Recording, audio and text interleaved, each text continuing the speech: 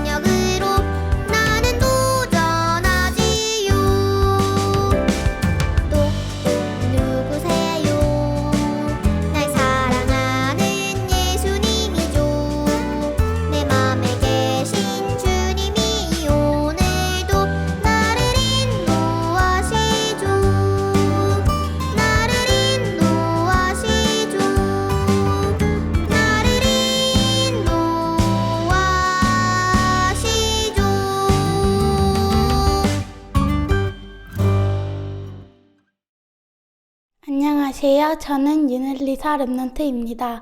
지금 이 시간 대표로 기도드리겠습니다. 사랑의 하나님, 매주 말씀으로 인도해 주시니 감사드립니다.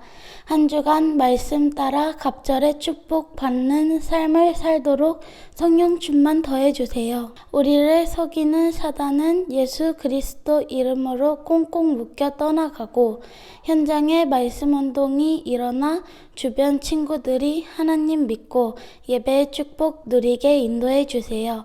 예수님의 이름으로 기도드립니다. 아멘. 하나님의 말씀 여호수아서 16장 1절에서 10절까지의 말씀입니다.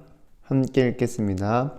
요셉 자손이 제비 뽑은 것은 여리고 샘 동쪽 곧 여리고 곁 요단으로부터 광야로 들어가 여리고로부터 베델 산지로 올라가고 베델에서부터 룻으로 나아가 아렉 족속의 경계를 지나 아다롯에 이르고 서쪽으로 내려가서 야블렛 족속의 경계와 아래 베토론과 게세레까지 이르고 그 끝은 바다라. 요셉의 자손 므낫세와 에브라임이 그들의 기업을 받았더라. 에브라임 자손이 그들의 가족대로 받은 지역은 이러하니라. 그들의 기업의 경계는 동쪽으로 아다롯 앗달에서 윗 베토론에 이르고 또 서쪽으로 나아가 북쪽 믹므다에 이르고 동쪽으로 돌아 다하나 실로에 이르러 야노아 동쪽을 지나고 야노아에서부터 아다롯과 나아라로 내려가 여리고를 만나서 요단으로 나아가고 또 답부에서부터 서쪽으로 지나서 가나 시내에 이르나니 그 끝은 바다라. 에브라임 자손의 지파가 그들의 가족대로 받은 기업이 이러하였고 그 외에 므낫세 자손의 기업 중에서 에브라임 자손을 위하여 구분한 모든 성읍과 그 마을들도 있었더라. 그들이 게셀에 거주하는 가나안 족속을 쫓아내지 아니하였으므로 가나안 족속이 오늘까지 에브라임 가운데에 거주하며 노역하는 종이 되니라. 아멘. 오늘도 이 시간 정시예배 축복 누리는 우리 주동물 렘넌트 여러분들을 주님의 이름으로 환영합니다. 이번 주간 우리에게 주신 말씀의 제목은 갑절의 축복을 받는 삶을 살게 되어입니다. 오늘도 말씀 듣기 전에 이 시간 선포되는 말씀을 나에게 주신 것을 믿고 순종하려는 중심을 가지고 함께 고백하겠습니다. 시작! 주여 말씀하옵소서. 주의 종이 듣겠나이다. 렘넌트 여러분들이 말씀 따라 살며 영원한 응답 누리게 되는 한 주간 되기를 주님의 이름으로 기도합니다. 서론에서 오늘 본문의 내용에 요셉의 후손이 땅을 분배받는 장면이 나옵니다. 다른 지파는 땅을 하나씩 차지했는데 요셉의 후손만 두 지파가 땅을 분배받는 갑절의 축복을 누렸다는 거예요. 왜냐? 하나님께서 요셉을 축복하셨고 그 요셉으로 인해서 그 후손들이 갑절의 축복을 누리게 되었습니다. 그래서 우리는 이 본문을 읽고 또 오늘 예배 시간을 통해서 하나님이 우리에게 하시고자 하는 말씀이 무엇인지를 붙잡으시기를 바랍니다. 하나님께서 여러분들에게 요셉의 후손들처럼 갑절의 축복을 받는 삶을 살도록 하시겠다는 거예요. 그래서 여러분들 지금 이렇게 예배 드리고 있는 것은 하나님의 절대적 은혜 가운데 있지만 여러분들을 하나님이 주신 기업이라 믿고 양육하는 부모님이라든지 조부모님들의 기도의 배경이 있었기 때문이에요. 이게 굉장한 축복입니다. 여러분들은 잘 모를 수도 있겠지만 여러분들이 어렸을 때부터 보고 또 듣고 경험하는 모든 것은 각인되고 있습니다. 그래서 의사 집안에는 의사가 나오고 사업가 집안에는 사업가가 나올 확률이 그런 가능성이 높은 것은 어렸을 때부터 그 부모님의 모습을 보면서 자랐고 그렇게 배웠기 때문이에요. 그런데 지금 이렇게 예배드리고 있는 렘넌트 여러분들은 대부분 부모님께서 어렸을 때부터 교회를 다니며 하나님을 섬기는 모습을 보여줬습니다. 그리고 또 여러분들도 그렇게 교회 안에서 자라날 수 있도록 함께 동역하고 계십니다. 그래서 여러분들 그 모습을 보면서 자라났을 때 그리고 또 오늘 말씀을 통해서 정말 요셉과 같은 삶을 살게 되어 여러분들 후손까지도 요셉의 후손처럼 갑절의 축복을 받도록 하시겠다는 게 언약입니다. 그렇다면 갑절의 축복을 받게 되는 삶은 우리 대표적으로 요셉을 보면 알 수 있기 때문에 본론에서 한번 살펴보도록 하겠습니다. 그럼 첫 번째로 갑절의 축복받는 삶은 어떻게 살도록 하시겠다는 거냐? 먼저 임마누엘의 축복을 누리며 살도록 하시겠다는 거예요. 요셉은 어디를 가든지 하나님이 자신과 함께 하심을 누렸어요. 또 중요한 것은요, 하나님은 언약 붙잡은 사람들과 함께 하셨는데 이 요셉은요, 자신이 꿈을 하나님 주신 언약을 붙잡고 언제나 하나님이 함께 하심을 누렸습니다. 그리고 그를 형통케 하셨죠. 창세기 39장 2절에 여호와께서 요셉과 함께 하심으로 그가 형통한 자가 되어 그의 주인 애굽 사람의 집에 있었다라고 나와 있고 23절에는 간수장은 그의 손에 맡긴 것을 무엇인지 살펴보지 아니하였으니 이는 여호와께서 요셉과 함께 하심이라. 여호와께서 그를 범사에 형통하게 하셨더라고 하였습니다. 그래서 요셉은요, 어렸을 때 붙잡았던 언약을 가지고 자기가 늘 함께 하신 하나님을 기억하면서 살았어요. 그러니까 어떤 환경에 있든지 또 무슨 일을 만나든지 흔들리지 않고 낙심하지 않았습니다. 그런데 우리에게도 그러한 임마누엘의 축복을 누리도록 하시겠다는 게 언약입니다. 그리고 갑절의 축복을 받는 삶은 어떻게 살도록 하는 거냐? 언약이 성취되는 일에 나를 들이며 살게 하시겠다는 겁니다.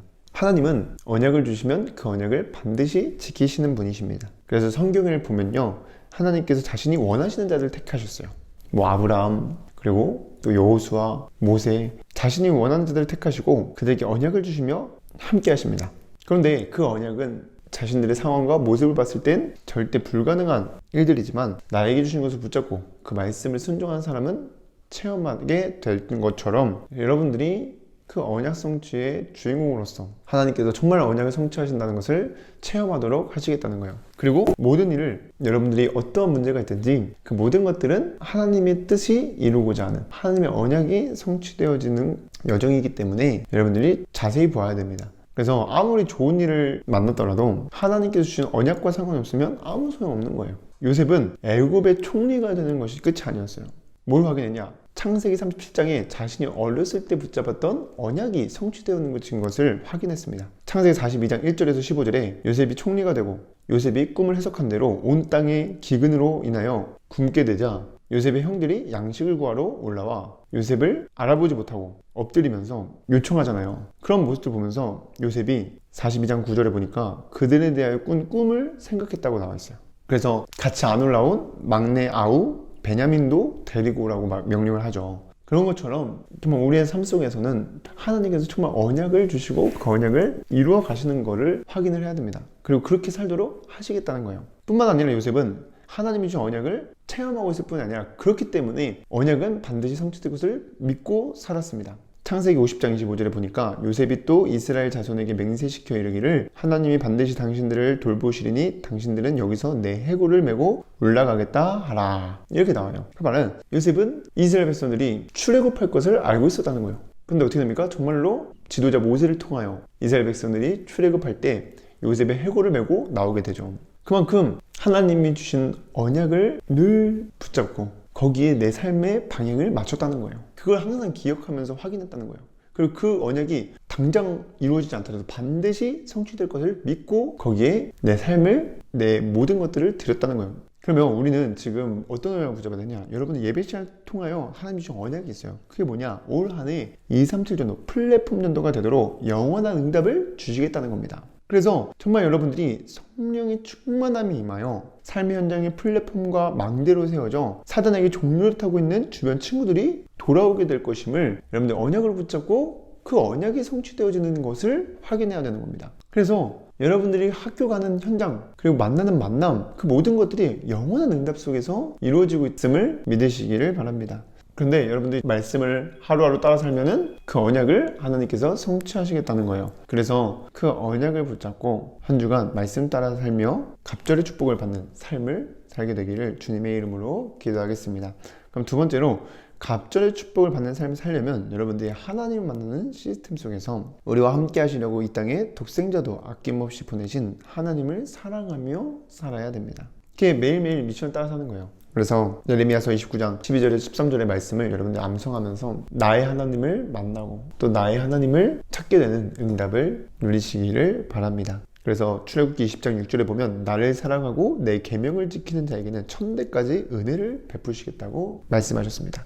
그럼 세 번째로 갑절의 축복을 받도록 살면 드디어 여러분들이 영원한 상급을 받게 되는데 그 영원한 상급은 여러분들을 통해서 구원받게 된 한 영혼입니다. 그 영혼들이 여러분들 장차 들어오게 될 하나님 나라의 상급이 될 거예요. 그 응답을 허락하실 것입니다. 또한 뿐만 아니라 여러분들의 삶이 정말로 살아계신 하나님을 증거하는 영원한 작품으로 남게 됩니다.